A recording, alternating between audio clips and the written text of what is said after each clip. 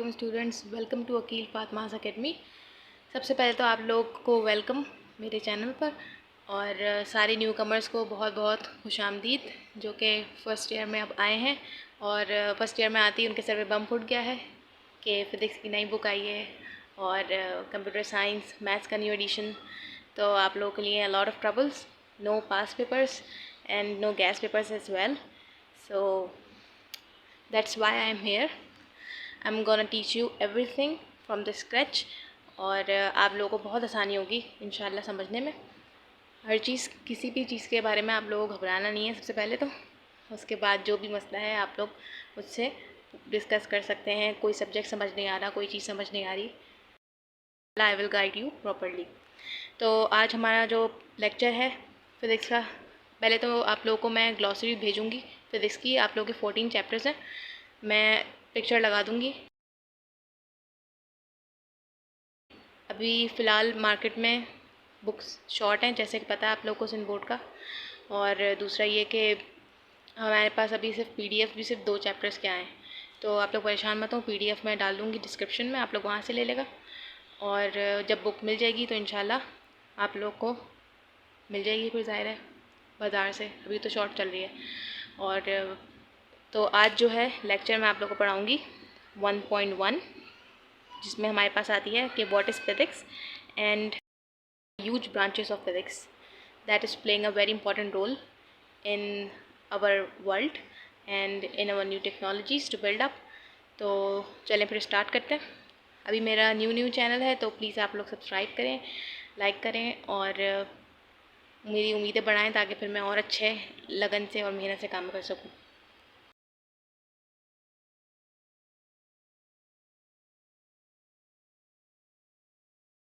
पहले हमें पता होना चाहिए कि what is physics. Physics is a branch of science. Science की एक ब्रांच है जिसमें हम लोग क्या पढ़ते हैं, नेचर और बिहेवियर मैटर का, एनर्जी का, और मैटर और एनर्जी के दरमियान जो हमारा इंट्रैक्शन हो रहा है उसकी स्टडी को हम क्या कहते हैं, फिज़िक्स। मैटर हमें पता है, everything that occupy space is called matter. की अगर बात करें तो स्कोप ऑफ फिज़िक्स, फिज़िक्स का कहाँ कहाँ स्कोप है, इसके बारे में आपकी बुक में बहुत अच्छा लिखा हुआ है। और एक बात का ध्यान रखिएगा, आप लोग की बुक में अलग अलग कलर्ड एरिया में ना डिड यू नो करके लिखा हुआ है, डू यू नो। इस तरह की चीज़ें आप लोगों को लाजमी पढ़नी है क्योंकि इससे बनेंगे MCQs। That is very important. और इस दफ़ा की बुक इस वजह से बहुत अच्छी बनाई है सिंध बोर्ड ने कि आप लोग जब MD कैट पढ़ते हैं तो सिंध बोर्ड की जो पुरानी बुक्स थी जो कि 50 सालों से चलती आ रही थी, उनमें वो चीज़ें नहीं थी जो KP और पंजाब में होती हैं। तो हम लोगों को फिर 3 बुक्स की तैयारी करनी पड़ती है MD कैट या E कैट देने के लिए, या और भी जो टेस्ट होते हैं। तो ये अच्छा है कि अब ये मुकाबले की बुक बनी है, तो अब आप लोग को ज़्यादा मेहनत नहीं करनी पड़ेगी अगर आप लोग ये बुक सही से पढ़ लें। तो इसी वजह से मैं कह रही हूँ कि उन ग्रीन पोर्शंस को ज़्यादा आप लोग प्रेफर करेगा MCQs के लिए। हर चीज़ को करना तो पढ़ना तो हर चीज़ है। इसी तरफ चलते हैं। तो उन लोगों ने हमें कुछ मिसालें दी हैं, जैसे flying of bird, use of automobile, और उन्होंने हमें थर्मोडायनामिक की भी एग्जाम्पल दिया। अब मैं आप लोग को एक्सप्लेन करती हूँ तो अच्छी तरह समझ आ जाएगा। फ्लाइंग ऑफ बर्ड तो उन्होंने ऐसे इसकी एग्जांपल दी है कि फिज़िक्स इसमें क्या यूज़ हो रही है कि जो बर्ड्स होती हैं आसमान पे वो एयर प्रेशर यूज़ करती हैं अबव एंड ब्लो करने के लिए। उनके जो विंग्स होते हैं वो एयर प्रेशर को, जैसे हम लोगों ने सुना है ना कि एरोप्लेन काटता है हवा को तभी वो आगे जाता है, तो ऐसे ही बर्ड्स के जो विंग्स होते हैं वो हवा को काटते हैं, वैसे वो बिलो एंड अबव मूव करती हैं। इनकी फ़िज़िक्स ऐसी है। बाकी ऑटोमोबाइल्स जो हैं हमारे, वो भी मैकेनिक्स का जो प्रिंसिपल है उसको फॉलो करते हैं। और थर्मोडायनामिक्स तो सीधी सीधी सी बात है कि हमारे जो हम गैसोलीन पेट्रोल डलवाते हैं या कोई ऐसी गैसोलीन डलवाते हैं हम लोग, गैस हो गई, डीजल हो गया, तो वो स्टोर होती है। फिर जब हम उसको इन प्रोसेस लाते हैं तो फिर वो एनर्जी जो उससे जनरेट होती है उससे, उसकी मदद से फिर हमारी गाड़ी आगे चलती है। तो ये सब कुछ हमारी फ़िज़िक्स की ब्रांचेस में आ जाता है, आप लोग सब पढ़ेंगे इस बारे में। अभी ये सिर्फ स्कोप बताया जा रहा है कि फ़िज़िक्स कहाँ कहाँ यूज़ हो रहा है। जैसे एक और एग्जांपल है यहाँ पे कि स्काई सीम्स ब्लू, स्काई हमें जो है वो ब्लू क्यों दिखता है? वो इस वजह से दिखता है कि जब सनलाइट स्ट्राइक करती है तो वो नाइट्रोजन और ऑक्सीजन मॉलिक्यूल्स जो मौजूद हैं, हमें पता है कि एक अपर लेयर होती है हमारे एटमॉस्फेयर में जहाँ पे बहुत सी गैसेस मौजूद होती हैं। तो सनलाइट जो है वो स्ट्राइक करती है नाइट्रोजन और ऑक्सीजन को, जिसकी वजह से वो मॉलिक्यूल्स एटमॉस्फेयर से स्कैटर हो जाते हैं। स्कैटर्ड हो जाते हैं, फैल मतलब स्कैटर का मतलब होता है फैल से जाते हैं, जिसकी वजह से हमें फिर ब्लू जो है स्काई दिखने लगता है। एग्जाम्पल है हमारे पास सेल्यूलर फ़ोन्स की, जो कि हर बंदे के हाथ में है आजकल। सही, मैं मोबाइल्स की बात कर रही हूँ। अब इसको इन्होंने बुक में ऐसे डिफ़ाइन किया है कि इसमें हमारा जो फिनोमेना है वो इलेक्ट्रोमैग्नेटिक वेव्स का लग रहा है, जो कि एनर्जी ट्रांसफ़र करती है और जिसके ज़रिए इंफॉर्मेशन ट्रांसफ़र होती है एक पर्सन से दूसरे पर्सन में। तो इधर हमारे पास क्या लग रहा है? इलेक्ट्रोमैग्नेटिक वेव का phenomena. So this all are include in physics and now we are discussing about the branches of physics. The physics जो है वो इन्यूमरेटिंग की गई है कई स्पेशलाइज फील्ड में, जिसमें सबसे पहले हमारे पास आ जाता है मैकेनिक्स। अच्छा, अगर हम अलग अलग करके देखेंगे तो बहुत सारी ब्रांचेस हैं, तो हमारा दिमाग घूम जाएगा। तो मैं आपको एक कॉन्सेप्ट मैप देती हूँ, उससे आप लोगों को नाम भी याद हो जाएंगे ब्रांचेस के, और ब्रांचेस की सब डिवाइडेड ब्रांचेस जो हैं वो भी अच्छी तरह से जहन नशी हो जाएंगे। तो जब ये कॉन्सेप्ट मैप वगैरह हमारे पास आ जाते हैं तो उससे याद करना आसान हो जाता है, वरना तो इसमें बहुत सारी लिखी हुई हैं, हम लोग को बहुत कंफ्यूज हो जाएंगे। तो बेहतर ये है कि अब हम कॉन्सेप्ट मैप की तरफ चलते हैं। अच्छा जी, तो आप लोगों को दिख रहा है? आई होप आप लोगों को दिख रहा होगा। देखें, कॉन्सेप्ट मैप से ये होता है कि इंसान को आराम से याद हो जाते हैं कि कितनी ब्रांचेज़ हैं, कितनी सब डिवाइडेड ब्रांचेज़ हैं। तो आप लोग चाहें तो अपने नोट्स में इसको ड्रॉ कर सकते हैं। और दूसरी बात ये कि नोट्स भी बन चुके हैं चैप्टर 1 के। जिसको नोट्स चाहिए वो मुझसे कांटेक्ट कर सकता है व्हाट्सएप पे। मैं अपना नंबर लिख देती हूँ यहाँ पे।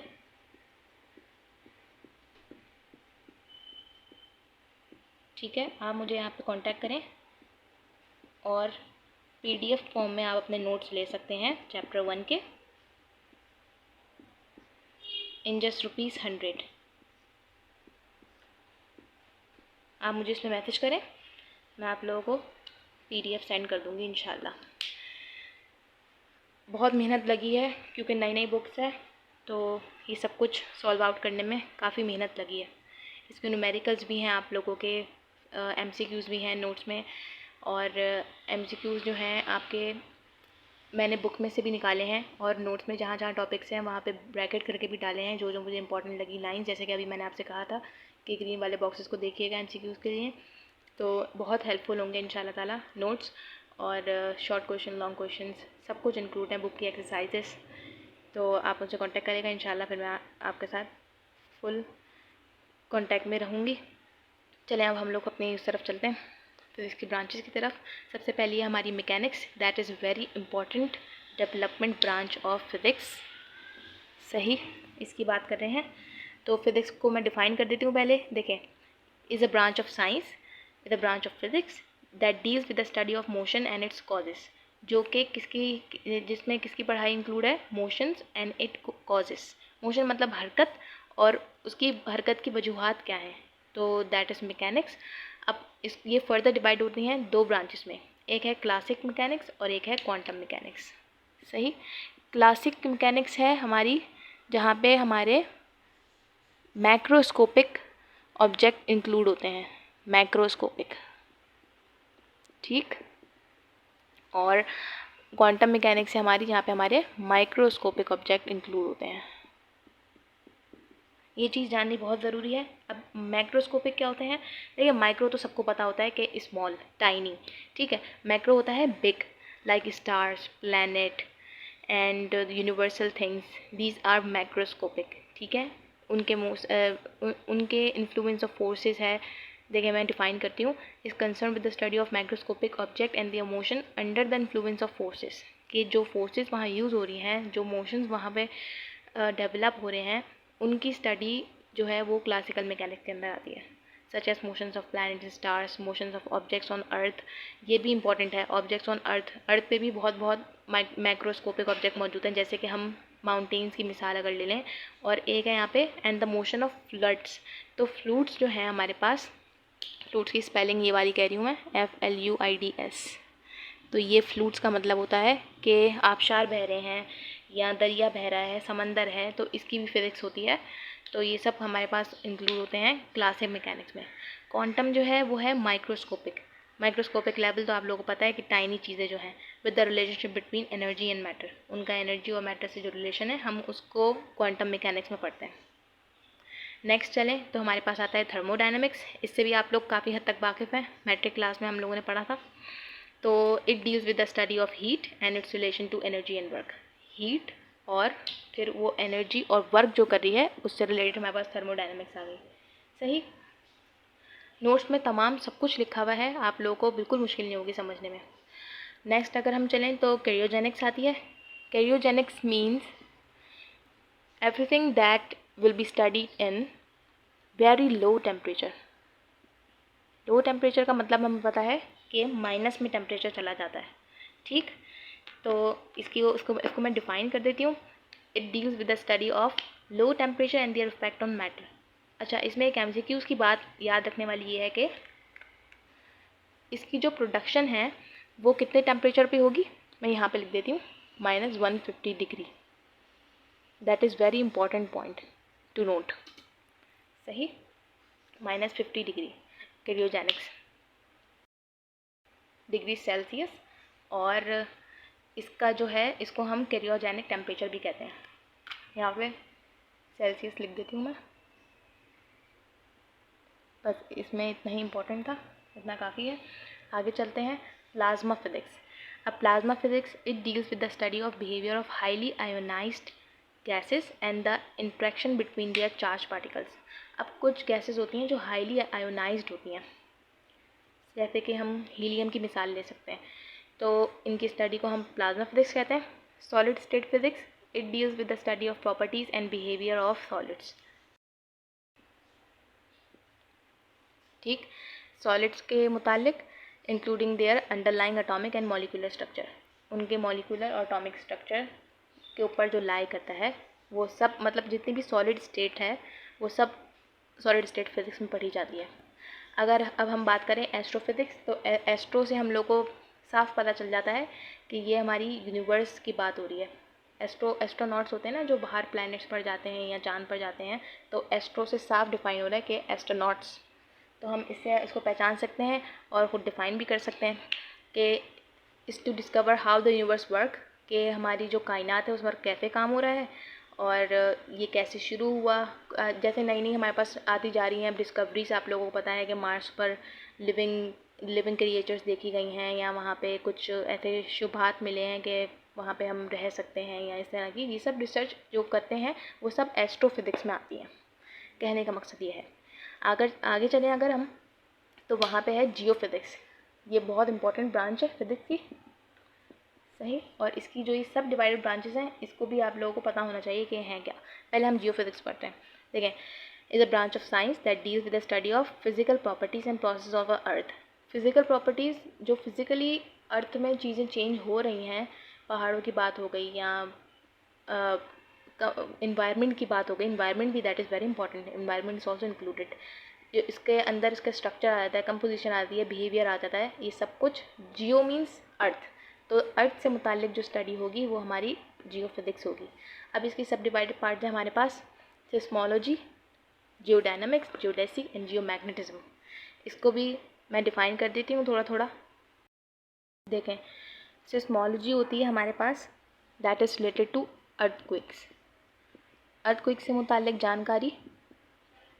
सही, और अर्थ का इनर स्ट्रक्चर ये हम किस में पढ़ते हैं, सिस्मोलॉजी में। ठीक, अगर हम बात करें जियोडायनामिक्स की, तो ये स्टडी है अर्थ टेक्टोनिक प्लेट्स की, अर्थ टेक्टोनिक प्लेट्स। अब आप लोग पूछेंगे कि टेक्टोनिक प्लेट्स क्या है, तो इसको मैं डायग्राम बना के आपको डिफ़ाइन करती हूँ। That is very easy, just a little concept, ताकि आप लोगों को पता हो कि टेक्टोनिक प्लेट्स होती क्या हैं अर्थ की। गई डायग्राम, और मेरी अर्थ को इग्नोर कर दीजिएगा, बहुत ज़्यादा ही अजीब सी हो गई। माना कि अर्थ गोल नहीं होती, लेकिन ये तो बेसबी से भी गई गुजरी है। खैर, अब देखें इसमें जो ये लिथोस्फीयर है ये हमारे पास क्या होती है, रॉकी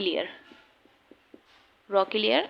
और ये outer most layer of the earth है, ठीक है। अब दूसरी बात यह है कि ये हमारे पास है मेंटल और ये है inner core of the earth. तो अब टेक्टोनिक प्लेट्स क्या होती हैं, जो अपर लेयर है हमारे पास ये वाली लिथोस्फीयर, ये टूट जाती है। टूटने की कई वजूहत हो सकती हैं, अर्थक्वेक हो सकता है, तूफ़ान हो सकता है और क्लाइमेट चेंज हो सकता है। तो खैर ये लिथोस्फीयर टूटकर मेंटल में गिर जाती हैं और फिर इसके मदार में घूमती रहती हैं। तो ये हमारे पास टेक्टोनिक प्लेट्स बन जाती हैं। तो इसको इतना ही डिफाइन करना था। तो इसकी स्टडी को हम क्या बोलते हैं, जियोडायनामिक्स। जियोडेसी पे आएँ तो it defines the shape and size of earth. सही। जियोमैग्नेटिज्म की बात करें तो इससे तो साफ पता चल रहा है कि मैग्नेटिक फील्ड ऑफ अर्थ। सही। अब आगे चलते हैं। उसके बाद है हमारे पास नेक्स्ट ब्रांच एकॉस्टिक। एकॉस्टिक से आप लोगों को क्या पता चल रहा है, हम लोग सुनते हैं ना अकॉस्टिक म्यूज़िक या अकॉस्टिक वर्जन।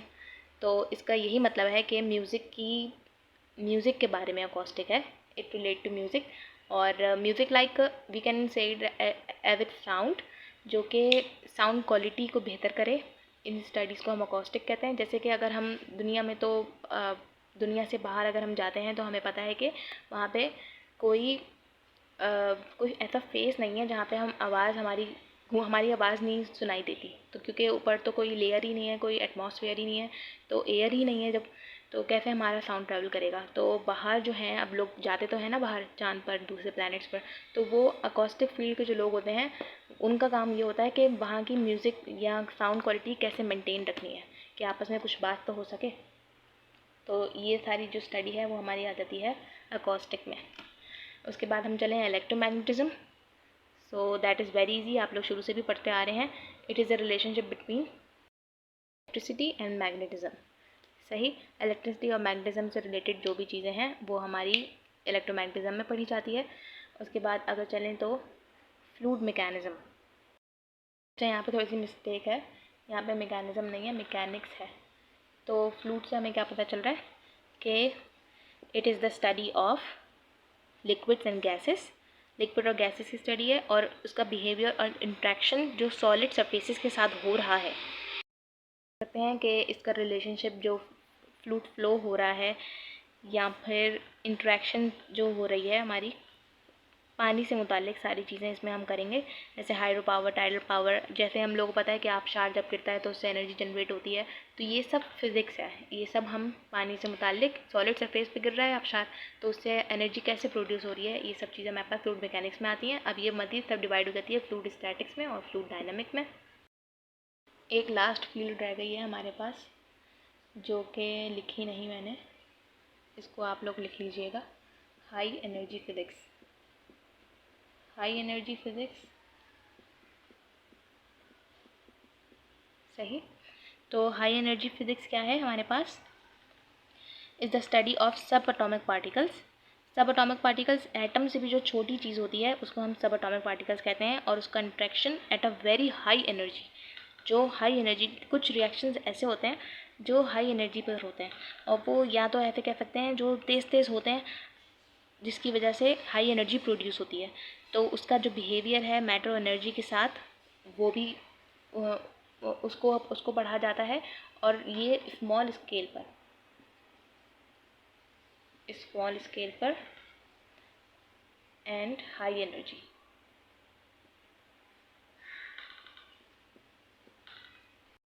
मैं आप लोगों को एग्जांपल दे देती हूँ क्योंकि ये बिल्कुल नई है आप लोगों के लिए, न्यू है। तो इसकी एग्जांपल ले लें, जैसे इलेक्ट्रॉन्स हो गए हमारे पास। सही। क्वार्क्स हो गए और हमारे पास एक चीज़ है न्यूट्रिनॉन्स। इसकी एग्जांपल है neutrinos. These are the subatomic particles that play a role in high energy physics. में एक हेडिंग है कि quantum physics also known as quantum mechanics. Quantum mechanics हम लोगों ने पीछे, अब ये मैंने आपको बताया था कि क्वांटम मैकेनिक्स क्या होती है, माइक्रोस्कोपिक ऑब्जेक्ट की स्टडीज़, जिसमें हमारे पास एटम्स और सब एटॉमिक पार्टिकल्स आ जाते हैं, माइक्रोस्कोपिक ऑब्जेक्ट्स। सही। तो उसको हम क्वांटम फिजिक्स भी कहते हैं। अब इसको मैं ऐसे डिफाइन करती हूँ, आपसे देखें डेफिनेशन बता रही हूँ। It deals with the study of behaviour of matter and energy at microscopic scales. लिख दूँ, it deals with the study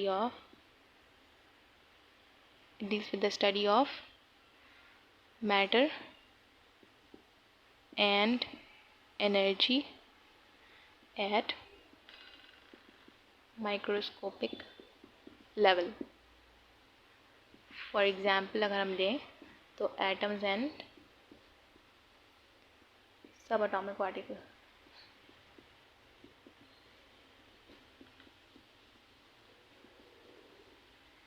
सही। से बस ये बताया गया है क्वांटम मैकेनिक्स को हम क्वांटम फिजिक्स भी कहते हैं। अच्छा, इसके की पॉइंट्स कुछ याद रखने वाले हैं हमारे पास। देखो, एक की पॉइंट ये है कि पार्टिकल जो है वो मल्टीपल स्टेट में भी एग्जिट कर सकता है सेम टाइम पर, जिसको एक नाम दिया गया है सुपरपोजिशन के नाम से। सही। की पॉइंट्स में दो बातें हैं याद रखने वाली। एक ये कि एक सिंगल पार्टिकल जो है वो मल्टीपल स्टेट में काम कर सकता है एक ही वक्त में, सुपरपोजिशन था।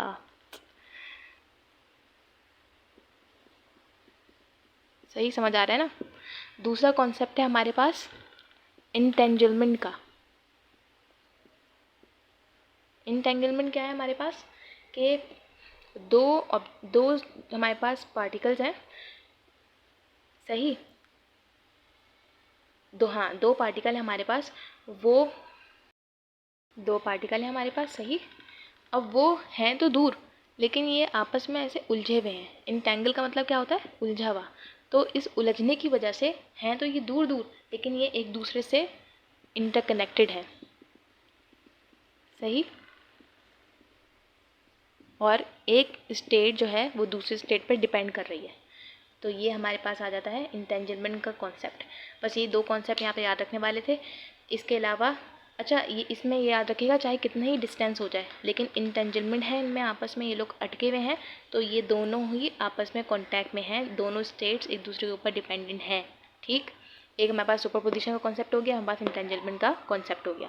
अब हम बात करते हैं एप्लीकेशंस की, कि क्वांटम मैकेनिक्स जो हमें बार बार डिफाइन कर रहे हैं, पहले ऊपर भी बताया, फिर क्वांटम फिजिक्स का नाम भी इसको दे दिया, तो ये क्यों इतनी इंपॉर्टेंट है और इसकी एप्लीकेशंस कहाँ हो रही हैं।